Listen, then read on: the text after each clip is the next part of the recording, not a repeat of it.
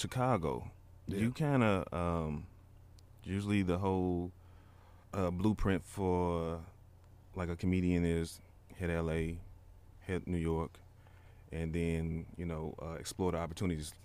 But you kind of like stuck it out. You kind of like stayed here, made here work.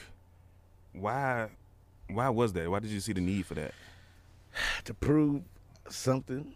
Sometimes I think it was more spiritual, like that God told me not to leave yet, type of thing. And I remember arguments with like Leon Rogers about it, and this was like back in the day, like, no, all right, you'll see, you're gonna have to leave and this and that. I'm like, no, I won't.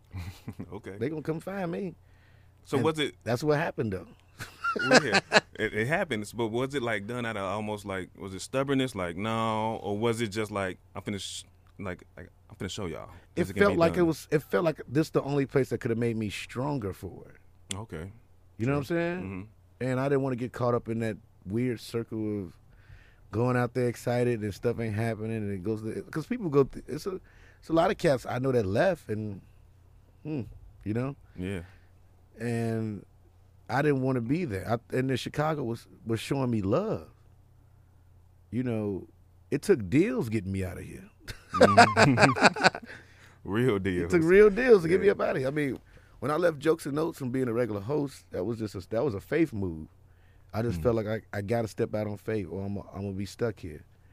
And I didn't even know how I was gonna make my next money, because I was making all that money every week from there, and it was taking care of my family. I didn't know what to do.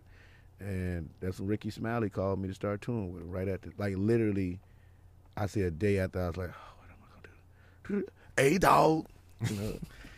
Oh, you getting on the road with me, dog. Yeah, he took me on tour with him, man. That was a great time working with Rickey, man. Rickey was very encouraging, and it was so much fun, and it was a blessing to tour all over the country. This dude selling all this stuff, hosting, bringing you up like you were a star. You knew. You know what I'm saying? And that was, that's what I'm saying. It's always steps, and it's the way you. I've always been ready when it was time to be ready.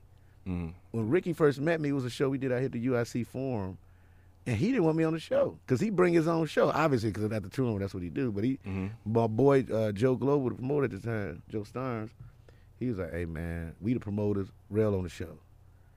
Because I was supposed to host it. Rickey like, "Well, I'm hosting. I'll bring him up, dog. I want him on my show. I don't know who he is." So Rickey said he called Damon. Damon was like, "All right, Rickey good." He's like, "All right, we'll see, Damon." So then Rickey bring me up, sat right in the front row. And I was like, all right, you about to see, fam. Murdered it. I don't even like to say that, but on purpose I was going. I'm like, shibbity doubles. Here we go. And him dying like him like getting out of seat. And we went backstage and I'm sorry, dog. Whoa. You that one. But that's the thing. But I've always proven myself though. And it's not in a disrespectful way. You know what I'm saying? And Rickey became a huge part of just me becoming better on stage, man. To watch the way that dude did his character work and his stories and act outs and all that stuff, to see that in all these different cities.